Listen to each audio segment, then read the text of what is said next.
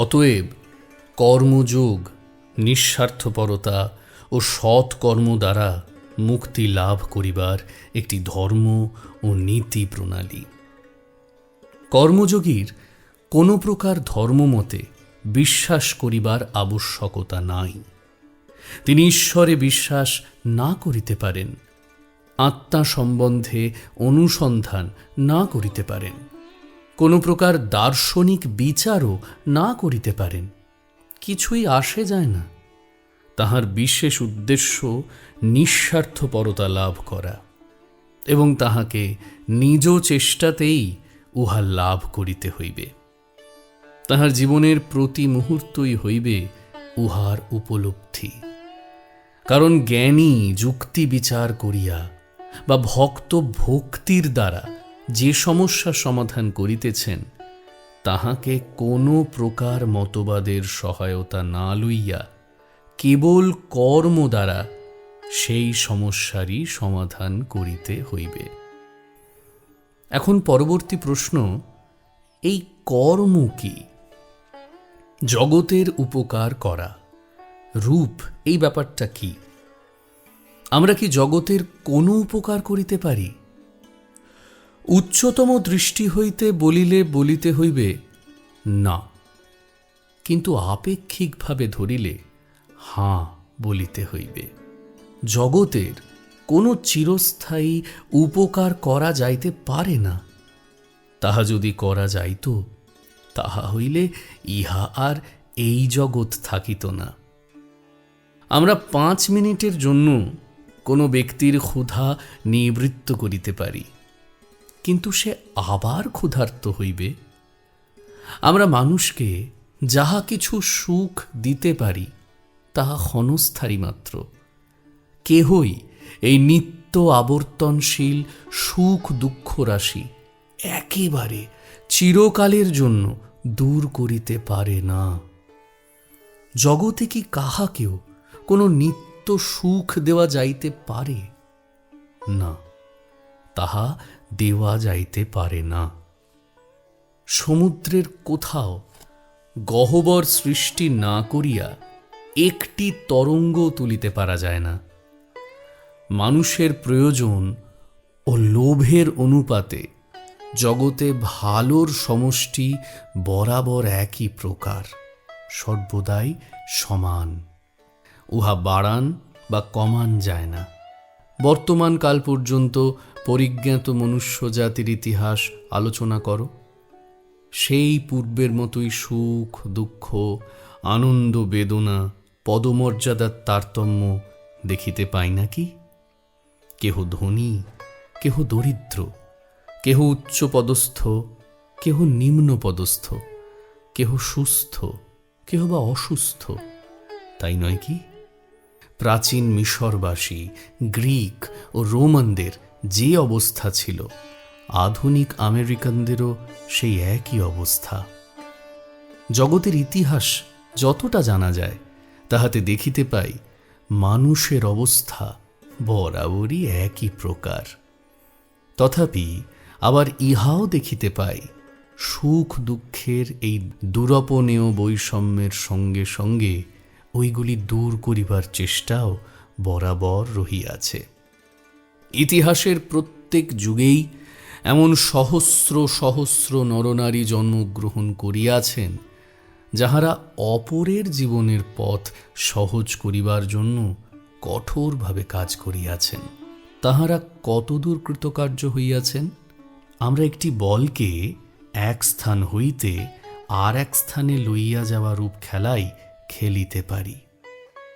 আমরা শরীর হইতে দুঃখ বেদনা দূর করিলাম, উহা মনে আশ্রয় লইল। ইহা ঠিক দান্তের সেই নরক চিত্রের মতো।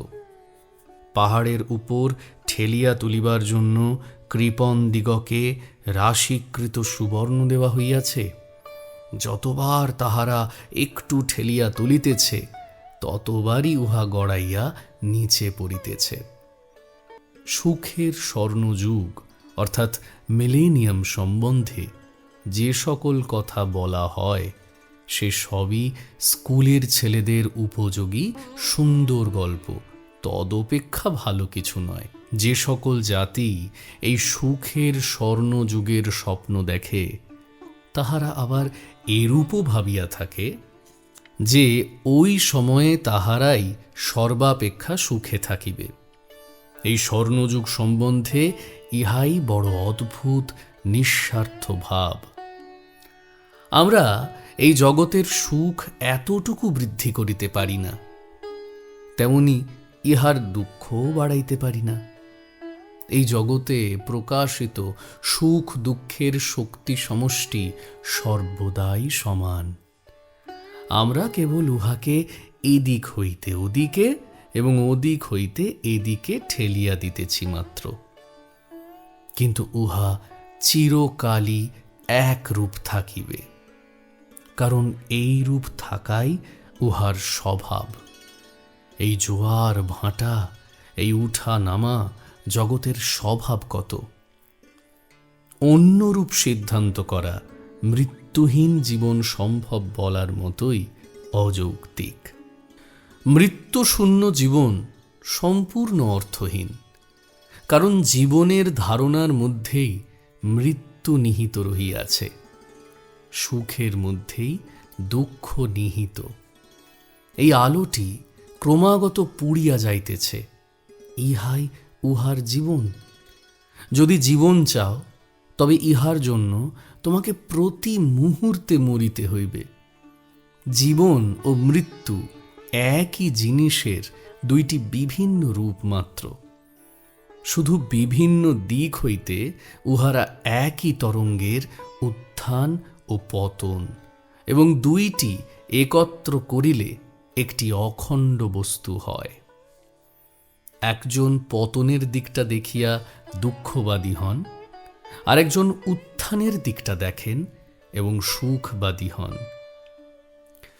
বালক যখন বিদ্যালয়ে যায়, পিতামাতা তাহার যত্ন লইতেছেন, তখন বালকের পক্ষে সবই সুখকর মনে হয়। তাহার অভাব খুব সামান্য, সুতরাং সে খুব সুখবাদী।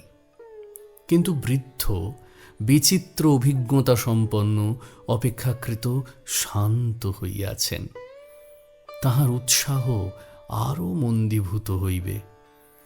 এইরূপে প্রাচীন জাতিগুলি, যাহাদের চতুর্দিকে কেবল পূর্ব গৌরবের ধ্বংসাবশেষ, তাহারা নূতন জাতিগুলি অপেক্ষা কম আশাশীল।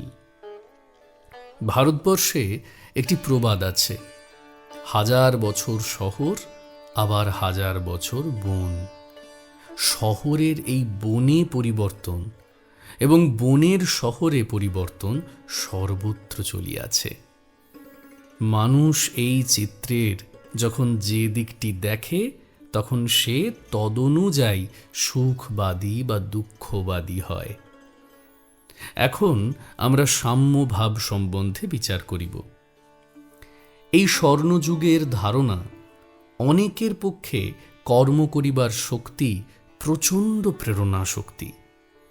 অনেক ধর্মেই ধর্মের একটি অঙ্গরূপে প্রচারিত হয়, ঈশ্বর জগৎ শাসন করিতে আসিতেছেন এবং মানুষের ভিতর আর কোনো অবস্থার প্রভেদ থাকিবে না। যাহারা এই মতবাদ প্রচার করে, তাহারা অবশ্য গোঁড়া, এবং গোঁড়ারাই সর্বাপেক্ষা অকপট। খ্রিস্ট ধর্ম ঠিক এই গোঁড়ামির মোহ দ্বারাই প্রচারিত হইয়াছিল। ইহারই জন্য গ্রিক ও রোমক কৃতদাসগণ এই ধর্মের প্রতি আকৃষ্ট হইয়াছিল। তাহারা বিশ্বাস করিয়াছিল, এই ধর্মে তাহাদিগকে আর দাসত্ব করিতে হইবে না, তাহারা যথেষ্ট খাইতে পরিতে পাইবে। সেই জন্যেই তাহারা খ্রিস্ট ধর্মের পতাকা তলে সমবেত হইয়াছিল। প্রথমে যাহারা উহা প্রচার করিয়াছিল, তাহারা অবশ্য গোঁড়া অজ্ঞ ছিল, কিন্তু তাহারা প্রাণের সহিত ওই সব কথা বিশ্বাস করিত। বর্তমানকালে এই স্বর্ণযুগের আকাঙ্ক্ষা সাম্য, স্বাধীনতা ও ভ্রাতৃত্বের আকার ধারণ করিয়াছে, ইহাও গোঁড়ামি। যথার্থ সাম্যভাব জগতে কখনো প্রতিষ্ঠিত হয় নাই এবং কখনো হইতেও পারে না। এখানে কি করিয়া আমরা সকলে সমান হইব? এই অসম্ভব ধরনের সাম্য বলিতে সমষ্টি বিনাশী বুঝায়। জগতের এই যে বর্তমান রূপ, তাহার কারণ কি? সাম্যের অভাব। জগতের আদিম অবস্থায় সৃষ্টির পূর্বে সম্পূর্ণ সাম্যভাব থাকে। তবে বিশ্ব গঠনকারী বিভিন্ন শক্তির উদ্ভব হয় কিরূপে? বিরোধ, সংগ্রাম ও প্রতিদ্বন্দ্বিতা দ্বারা। মনে করো, পদার্থের পরমাণুগুলি সব সম্পূর্ণ সাম্যাবস্থায় আছে। তাহা হইলে কি সৃষ্টি কার্য চলিতে থাকিবে? বিজ্ঞানের সাহায্যে জানি ইহা অসম্ভব। জলাশয়ের জল নাড়িয়া দাও, দেখিবে প্রত্যেক জলবিন্দু আবার শান্ত হইবার চেষ্টা করিতেছে, একটি আরেকটির দিকে প্রবাহিত হইতেছে। এই একইভাবে বিশ্বজগৎ বলিয়া কথিত এই ইন্দ্রিয়গ্রাহ্য প্রপঞ্চ, ইহার অন্তর্গত সকল পদার্থই তাহাদের পূর্ণ সাম্যভাবে ফিরিয়া যাইতে চেষ্টা করিতেছে। আবার বিক্ষোভ দেখা যায়, আবার সংযোগ হয়, সৃষ্টি হয়। বৈষম্যই সৃষ্টির ভিত্তি। সৃষ্টির জন্য সাম্যভাব বিনাশকারী শক্তির যতটা প্রয়োজন, সঙ্গে সঙ্গে সাম্যভাব স্থাপনকারী শক্তিরও ততটা প্রয়োজন।